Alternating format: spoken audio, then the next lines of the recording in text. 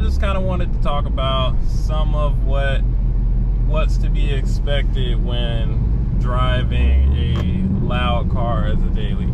So obviously, first things first, we already know the car is loud. Guess I'll just break this down into a few segments.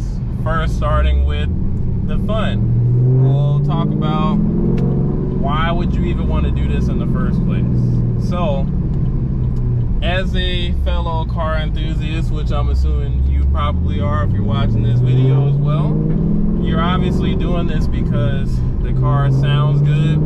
You enjoy driving a loud car, or you want to enjoy driving a loud car. And for the most part, it is really fun. It's a easy thing to fall in love with. There's plenty of pros in that aspect, and you can hear how freaking loud this car really is. So I feel like overall I love it. There are some things that I would change on it, like getting the valved exhaust. That will be one of the mods that I do to this car in the future in order to make it a little more tame when I want it to be tame. So there's that. But for the most part, I think it's pretty great. There are some challenges that you will have to deal with. As you guys seen, I wake up for work at 4 a.m. and I'm cold starting my car before the sun is even up. So that comes with its own challenges. You're likely gonna end up in a situation where your neighbors hate you. And unfortunately, if you have a loud straight pipes car, that is one of the things that is kind of unavoidable.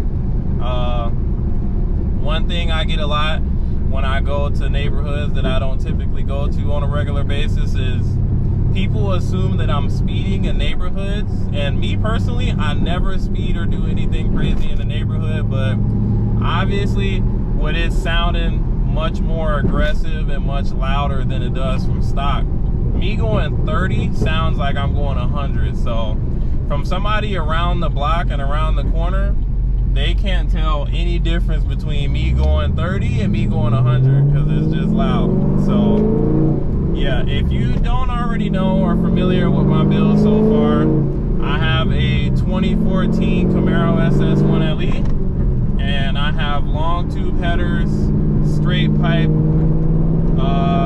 and I have the stock MBRP exhaust that comes with the 1LE.